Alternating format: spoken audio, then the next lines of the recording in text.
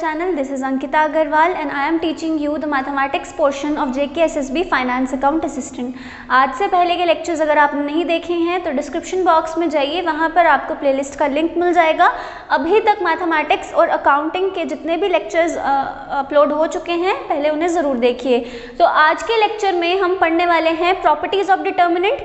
Previous lecture में मैंने आपको पढ़ाया था कि डिटर्मिनेंट क्या होता है और हर मैट्रिक्स का डिटर्मिनेंट किस तरह निकाला जाता है, चाहे वो मैट्रिक्स ऑर्डर 1 का हो, ऑर्डर 2 का हो या ऑर्डर 3 का हो।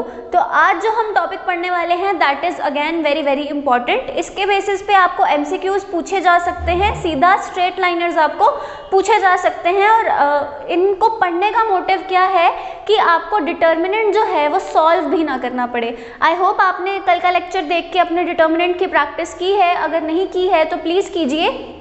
ऑनलाइन मैट्रिसेस निकालिए या खुद से मैट्रिसेस डिवाइस आउट कीजिए और फिर उनका डिटर्मिनेंट निकालने की कोशिश कीजिए। फिर नॉन सिंगुलर है या सिंगुलर है उसको भी चेक कीजिए, क्योंकि वो भी आगे आने वाले टॉपिक्स में आपका इम्पॉर्टेंट है कि आपको पता हो कि सिंगुलर मैट्रिक्स क्या होता है और नॉन सिंगुलर मैट्रिक्स क्या होता है। तो प्रॉपर्टीज़ पे चलते हैं। सबसे पहले प्रॉपर्टी हमारी क्या कहती है, चलो देखते हैं। The value remains unchanged if rows and columns are interchanged। अब मैंने आपको बताया था जब एक मैट्रिक्स के रोज और कॉलम्स को हम इंटरचेंज करते हैं तो उसको हम क्या बोलते हैं, अगर आपको याद हो उसको हम बोलते हैं ट्रांसपोज। बोलते थे या नहीं, जब रोज और कॉलम्स को इंटरचेंज किया जाता था तो उसका क्या निकल के आता था, ट्रांसपोज। कि ए का ट्रांसपोज क्या होता था, ए ट्रांसपोज, है ना। तो यहाँ पे उसने बोला कि जब रोज एंड कॉलम्स को इंटरचेंज करते हैं हम तो जो डिटर्मिनेंट होता है वो सेम निकल के आता है। इसको हम देखेंगे with the help of example. Example मैं ले रही हूँ यहाँ पे 2 क्रॉस 2 की एग्जाम्पल लेती हूँ। मैंने ये लिख दिया 2 3 4 5। अब ये मैट्रिक्स जो है ये किस ऑर्डर का मैट्रिक्स है, 2 क्रॉस 2 का।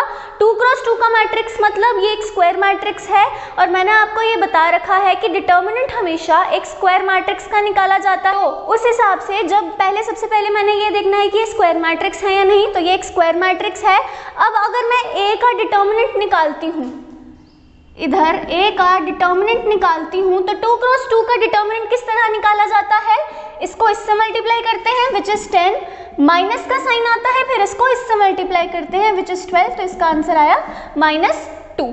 ठीक है, ए डिटर्मिनेंट मेरा क्या आया, -2।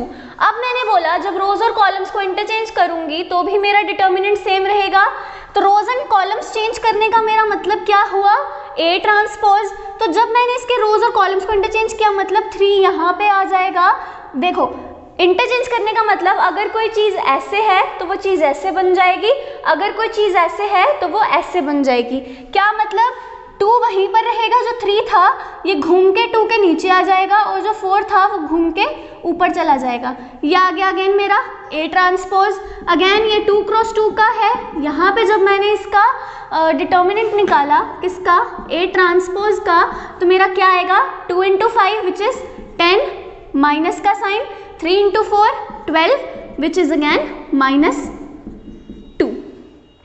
तो आपने देखा किस तरह रोज एंड कॉलम्स को इंटरचेंज करते हुए हमारे जो डिटर्मिनेंट की वैल्यू थी वो चेंज नहीं हुई। ये एक 2 क्रॉस 2 मैट्रिक्स है, इसकी जगह अगर आप एक 3 क्रॉस 3 मैट्रिक्स भी ले लोगे तो भी आपका वही आंसर ए डिटर्मिनेंट का आएगा, जो आंसर आपका ए ट्रांसपोज के डिटर्मिनेंट का आएगा। तो यहाँ से हमारी क्या चीज़ डिराइव होती है, that determinant of A is equals to A transpose का determinant. What, that is determinant of A is equals to determinant of A transpose. और ये आपको एमसीक्यू में पूछा जा सकता है। ठीक है, आपको पूछा जा सकता है अगर ए एक मैट्रिक्स है तो 4 प्रॉपर्टीज आपको दी गई होंगी। Determinant of A is equals to determinant of A transpose, determinant of A is not equals to determinant of A transpose, determinant of A is equals to 0, determinant of A is not equals to 0। कुछ भी options वो अपनी मर्जी से आपको दे सकते हैं। आपको पता होना चाहिए कि determinant of A is always equals to determinant of A transpose. You have to keep that in mind, इसको आप याद कर लो। ठीक है, सेकेंड प्रॉपर्टी पे चलते हैं। मेरी सेकेंड प्रॉपर्टी बोलती है that if any two rows columns are interchanged the sign, किसका साइन, ऑफ डिटर्मिनेंट चेंजेस। मैं आपको एक मैट्रिक्स देती हूँ विच इज -1 0 1 5 4 3 2 3 1, ठीक है। मैंने आपको ये एक मैट्रिक्स दे दिया। मैंने आपको बोला जब दो रोज और कॉलम्स को इंटरचेंज किया जाता है तो साइन जो है डिटर्मिनेंट का चेंज हो जाता है। अब सबसे पहले हम इसका डिटर्मिनेंट निकाल लेंगे। तो जब हम डिटर्मिनेंट निकालेंगे तो चलो थोड़ी सी आपकी प्रैक्टिस भी हो जाएगी, अगर किसी को डाउट था डिटर्मिनेंट किस तरह निकाला जाता है, ठीक है। ध्यान से निकालना है। किस तरह निकालेंगे, अलोंग द रो निकालेंगे। मर्जी हमारी होती है कि अलोंग द रो निकालना है या अलोंग द कॉलम निकालना है, but we try to solve it along the row क्योंकि आपको वहां से इजी रहता है और ज़्यादा पैटर्न आपको ढूंढने नहीं है क्योंकि ये आपका सिर्फ एक ऑब्जेक्टिव पेपर है। तो सबसे पहले क्या करूंगी, -1 पकड़ूंगी। -1 के आगे किसका डिटर्मिनेंट आएगा, मैंने इसकी कॉलम और इसकी रो छुपा दी तो पीछे बचा 4 3 3 1, ये मैंने यहाँ लिख लिया। -1 क्यों लिखा मैंने, क्योंकि ये ऑलरेडी -1 था। अपने से अगर मैंने साइन डालना होगा तो यहाँ पे प्लस आएगा, यहाँ पे माइनस आएगा, यहाँ पे अगेन प्लस आएगा। जब मैंने इतना कर लिया फिर चलो अपने नेक्स्ट पे। नेक्स्ट है मेरा 0। 0 से पहले क्या आना है, -0। उसके आगे जब मैंने इसकी कॉलम और इसकी रो छुपा दी तो 5 2 3 1 5 2 3 1। उसके बाद अगले पे चलो, अगला मेरा है 1 तो इसके साथ आएगा मेरा +1। आगे डिटर्मिनेंट, इसकी कॉलम छुपा दी, इसकी रो छुपा दी तो 5 2 4 3, तो यहाँ पे आ गया मेरा 5 2 4 3। तो यहाँ पे -1 का -1। अब इसका डिटर्मिनेंट निकाल लो, जिससे हमने इसका डिटर्मिनेंट निकाला 4 × 1 4 -9 माइनस, अब ये 0 है तो 0 से आप किसी भी चीज़ को मल्टीप्लाई करोगे अल्टीमेटली वो 0 ही आएगा, still we will write that, ठीक है। उसके बाद +1 5 3 15 -8, ये आ गया मेरा सॉल्व करके। उसके बाद -1 को किससे मल्टीप्लाई करना है, -5 से, ये 0 है तो -0, +1 को किससे मल्टीप्लाई करना है, 15 - 8 विच इज 7। क्या है मेरा, -1 × -5 5 + 7, ये आ गया मेरा 12, ठीक है। तो मेरा 12 क्या आया, डिटर्मिनेंट ऑफ A, ठीक है। ये आ गया मेरा इस मैट्रिक्स का डिटर्मिनेंट।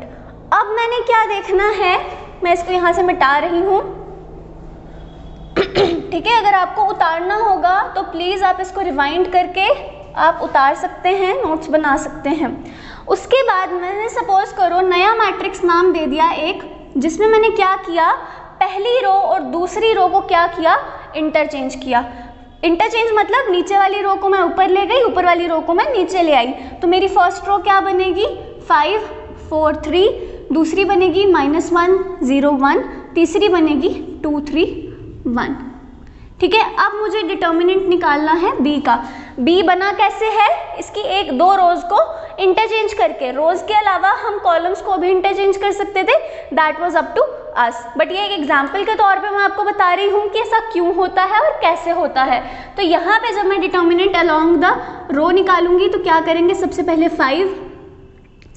5, इसको छुपाया 0 3 1 1, ठीक है। उसके बाद ये प्लस है, माइनस है, प्लस है, ये लिख लो आप, ठीक है, ताकि आपको कोई कन्फ्यूजन ना हो। फिर मैंने क्या करना, मैंने -4 लिखना है, इसकी कॉलम छुपा के, इसकी रो छुपा के, -1 2 1 1। उसके बाद -4 के बाद प्लस के साथ 3 और आगे क्या आएगा, -1 2 0 3, यह आ गया आपका डिटर्मिनेंट। बस आपको इतना अगर आपने कर लिया तो आगे का काम आपका बहुत इजी हो जाएगा। अब क्या किया, 0 × 1 0, -3 × 1 3, -4 -1 × 1 -1, माइनस करके 2, +3 -1 × 3 -3, -2 × 0 0, ठीक है, ये आ गया आपका।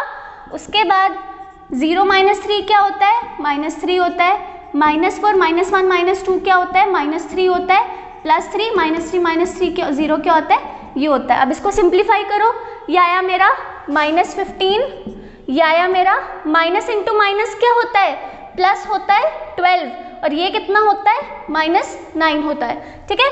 फिर उसके बाद माइनस और माइनस वालों को हम प्लस कर लेंगे, कितना होता है, -15 और -9 होता है -24 प्लस 12, -24 प्लस 12 कितना होता है, -12। तो मेरे बी डिटर्मिनेंट का आंसर क्या आया, मेरे डिटर्मिनेंट ऑफ बी का आंसर आया -12। और अगर आप यहाँ से ध्यान से देखोगे यहाँ पे, तो मेरा ए डिटर्मिनेंट क्या आया था, 12। तो हमने देखा कि जब हमने दो रोज को इंटरचेंज किया तो हमारे डिटर्मिनेंट का साइन ही पलट गया। ठीक है, शफलिंग नहीं करनी कि पहले को तीसरा बना दो, तीसरे को दूसरा बना दो, पहले को दूसरा बना दो, नहीं, you have to interchange only 2 rows और 2 कॉलम्स। कॉलम्स को इंटरचेंज करोगे तो इस कॉलम को उठा के कहीं और ले जाओ और उस कॉलम को उठा के उसकी जगह पे ले आओ, इतना ही करना है। और 2 कॉलम्स या रोज को जब हम इंटरचेंज करते हैं तो उससे होता क्या है, तो उससे जो डिटर्मिनेंट का साइन होता है वो चेंज हो जाता है। ठीक है, इस चीज़ का आपको ध्यान रखना है। अगेन मैं आपको वही प्रॉपर्टीज करवा रही हूँ जो आपको एमसीक्यूज की फॉर्म में पूछी जा सकती हैं। ठीक है, ये भी आपको एक एमसीक्यू पूछा जा सकता है ना, इफ 2 rows और columns are interchanged, what happens to the determinants? आपको ऑप्शंस दिए गए होंगे, determinant changes into 0, determinant changes into positive, determinant changes into negative, या कुछ भी। ठीक है, आपको ऐसे करके ऑप्शंस आ सकते हैं और इसलिए ये प्रॉपर्टी हम पढ़ रहे हैं बिकॉज ये आपको एमसीक्यू की फॉर्म में पूछी जा सकती है। इसलिए यहाँ पे क्यों पूछे हमने, जो यहाँ पे रिमार्क लिखा था, the determinant of A is equals to determinant of transpose of A, ये इंपॉर्टेंट है। अब चलते हैं अपने थर्ड प्रॉपर्टी पे।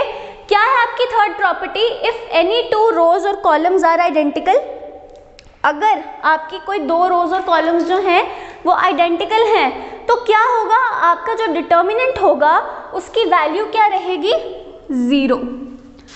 फॉर एग्जाम्पल, अगर आपका कोई मैट्रिक्स ऐसा है,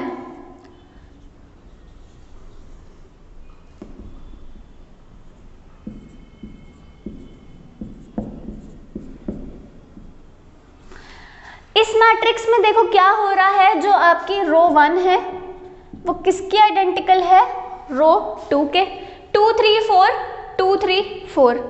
तो जब आपका मैट्रिक्स में कोई 2 रोज या 2 कॉलम्स, या अगर आपका मैट्रिक्स ऐसा है,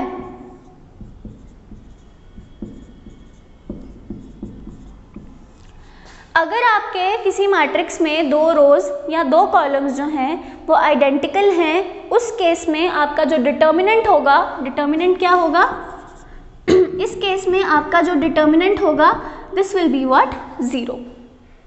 ठीक है, क्या होगा, डिटर्मिनेंट आपका 0 होगा। और इस केस में जब आपके 2 कॉलम्स जो हैं, यहाँ पे क्या है, ये कॉलम 1 है, ये कॉलम 2 है ना, column 1 is equals to column 2, और इस केस में भी आपका डिटर्मिनेंट क्या होगा, 0।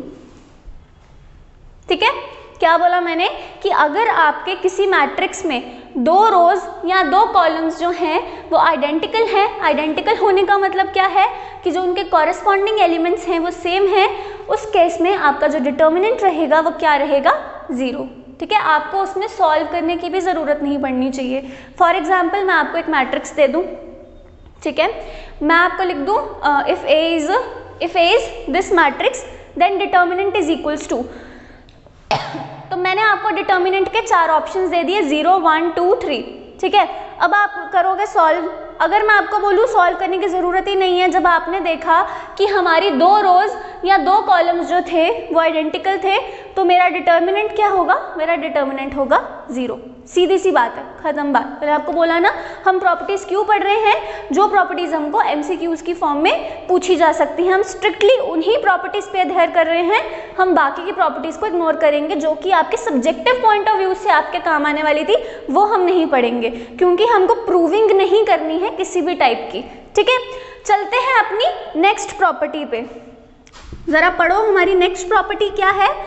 My next property says that if each element of a row or column is multiplied by r, then value of d क्या है, d है डिटर्मिनेंट। ठीक है, मैंने शॉर्ट में लिखा है, then value of d is multiplied by what, अगर मैंने अपने किसी एक रो या कॉलम के एलिमेंट सारे जितने भी एलिमेंट्स थे उसको k से मल्टीप्लाई किया, तो मेरा जो डिटर्मिनेंट है ना वो भी k से मल्टीप्लाई हो जाएगा। कैसे, एक हम 2 क्रॉस 2 का मैट्रिक्स ले लेते हैं, ठीक है, 2 क्रॉस 2 का मैट्रिक्स है, स्क्वायर मैट्रिक्स है ना। इसका डिटर्मिनेंट क्या आएगा, निकालो ज़रा। 2 को 9 से मल्टीप्लाई करेंगे 18, माइनस का साइन लिखेंगे, 5 को 7 से मल्टीप्लाई करेंगे क्या आएगा 35, और आंसर क्या आएगा 17। ठीक है, अब मैंने क्या किया, मैं आपको बोल रही हूँ कि किसी एक रो या कॉलम के सारे एलिमेंट्स को किससे मल्टीप्लाई कर लो, k से मल्टीप्लाई कर लो। k से छोड़ो, हम किसी सपोज करो मैं आपको बोल रही हूँ 3 से मल्टीप्लाई कर लो। ठीक है, तो मेरा नया मैट्रिक्स बना जिसमें मैंने अपनी जो रो 1 थी उसको किससे मल्टीप्लाई कर रही हूँ 3 से। तो 3 × 2 आ गया 6, 3 × 7 आ गया 21, दूसरी रो में उसी तरह रख रही हूँ। ठीक है, तो यहाँ पे जो मेरा b का डिटर्मिनेंट होगा वो क्या होगा, 6 × 9 कितना होता है, 6 × 9 होता है 54, माइनस का साइन आएगा, 5 × 21 क्या होता है 105, आंसर क्या आएगा 151 -51, और यहाँ पे -17 आना था। ठीक है, अब 17 और 51 में क्या रिलेशन है, अगर आपको 17 के मल्टीपल्स पता होंगे तो आपको पता होगा दैट 51 इज इक्वल्स टू 3 × 17। तो हमने देखा जब मैंने एक रो को 3 से मल्टीप्लाई किया, मैंने रो 1 को उठाया था 2 और 7 और मैंने इनको 3 से मल्टीप्लाई किया था, 3 × 2 हो गया 6, 3 × 7 हो गया 21। तो मेरा जो डिटर्मिनेंट आया उसमें भी क्या था, 17 का मल्टीपल था कौन सा, 3 वाला। तो यहाँ से मेरा क्या मेरा डिराइव आउट हुआ कि अगर हम किसी एक रो या कॉलम के सारे एलिमेंट्स को हम क्या करते हैं, हम एक स्केलर क्वांटिटी से मल्टीप्लाई करते हैं, तो जो मेरा डिटर्मिनेंट होता है वो भी ओवरऑल उसी स्केलर क्वांटिटी का मल्टीपल बन जाता है।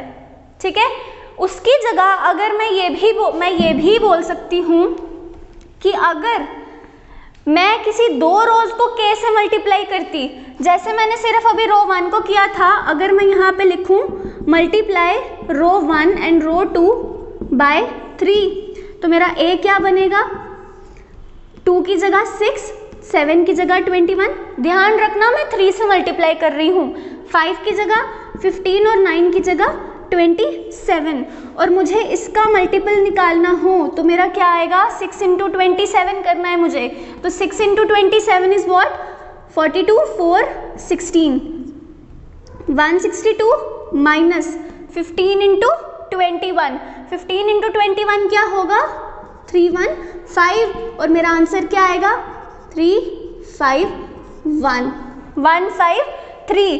तो 153 देखो 17 का कौन सा मल्टीपल है, तो 153 को हम 9 × 17 भी लिख सकते हैं। दैट मीन्स जब मैंने 3 को रो 1 से भी मल्टीप्लाई किया, 3 को रो 2 से भी मल्टीप्लाई किया, तो मेरा आंसर क्या आया कि जो मेरा डिटर्मिनेंट है वो भी किससे मल्टीप्लाई होगा, वो 2 बार 3 से मल्टीप्लाई होगा। एक बार इसलिए क्योंकि मैंने रो 1 से मल्टीप्लाई किया था, और एक बार इसलिए क्योंकि मैंने रो 2 से मल्टीप्लाई किया था।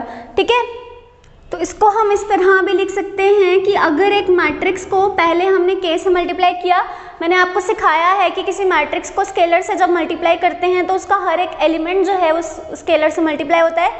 जब हमने एक मैट्रिक्स को k से मल्टीप्लाई किया और उसका डिटर्मिनेंट निकाला, तो ये इक्वल होगा k × डिटर्मिनेंट ऑफ a, अगर ये हमारा ऑर्डर 1 का है। बात मेरी ध्यान से सुनो, अगर मेरा कोई मैट्रिक्स 1 ऑर्डर का है, 1 ऑर्डर का मतलब उसमें number of rose, number of columns कितने हैं 1 है, उसको मैंने k से मल्टीप्लाई किया, वो किसके इक्वल होगा, जो भी चीज़ मेरी जो भी मेरा a का डिटर्मिनेंट निकल के आएगा उसको जब हम बाद में k से मल्टीप्लाई करें। देखो इसमें और इसमें डिफरेंस क्या है, इसमें डिफरेंस है पहले मैंने a को पूरे मैट्रिक्स को k से मल्टीप्लाई किया और फिर उसका डिटर्मिनेंट निकाला, और इसका मतलब है पहले डिटर्मिनेंट निकाला फिर k से मल्टीप्लाई किया। अगर मेरा मैट्रिक्स ऑर्डर 2 का है, ठीक है, और फिर मैं उसको k से मल्टीप्लाई करती हूँ, तो मेरा ये किसके इक्वल आएगा, k² × a matrix. a determinant जैसे हमने यहाँ पे देखा, क्या मतलब है इसका, मैंने पूरे a मैट्रिक्स को k से मल्टीप्लाई किया। आपने देखा जब मैंने पूरे मैट्रिक्स को 3 से मल्टीप्लाई किया, 3 सारे एलिमेंट से मल्टीप्लाई किया, तो मेरा जो डिटर्मिनेंट था वो 9 से मल्टीप्लाई हुआ। 9 से क्यों हुआ, क्योंकि यहाँ पे k² आया था। ठीक है, 3 का स्क्वायर बना 9 बन गया। उसकी जगह अगर मैंने ऑर्डर 3 का लिया होता, अगर मैंने ऑर्डर 3 का मैट्रिक्स लिया होता और उस मैट्रिक्स को पहले k से मल्टीप्लाई किया होता, तो मेरा जो फाइनल आंसर आना था ना, वो आना था k³ and into determinant of A। ध्यान से इस बात को समझो। इसकी जगह अगर यहाँ पे एक 3x3 मैट्रिक्स होता और उस 3x3 मैट्रिक्स को मैंने किसी स्केलर क्वांटिटी से मल्टीप्लाई किया होता, तो उस मैट्रिक्स का जब मैं डिटर्मिनेंट निकालती, उसका आंसर किसके इक्वल होता? जब मैंने A का डिटर्मिनेंट निकाला इनटू k³ k³ मतलब अगर 3 है तो 3 का क्यूब, अगर 4 है तो 4 का क्यूब, 5 है तो 5 का क्यूब, जिससे भी मैंने उस मैट्रिक्स को मल्टीप्लाई किया। देखो एक बार पढ़ोगे ना, आपको थोड़ी सी डिफिकल्टी आएगी अंडरस्टैंड करने में, बट ये डिफिकल्ट नहीं है, आई एम टेलिंग यू। हो सकता है आपको भी अच्छे से समझ ना आ रही हो, इसको 1-2 बार रिवाइंड करके देखिए, आपको पूरे कॉन्सेप्ट जो हैं वो डेफिनेटली क्लियर हो जाएंगे। तो ये 3 चीज़ें जो हैं वो आपको रिमार्क में रखनी है। आगे ऑर्डर 4 का मैट्रिक्स आपको कभी पूछा नहीं जाता, बट अगर ऑर्डर 4 होता, ऑर्डर 4 मतलब एक मैट्रिक्स का ऑर्डर क्या है? 4 है, which means number of columns भी 4 हैं, नंबर ऑफ रोज भी 4 हैं।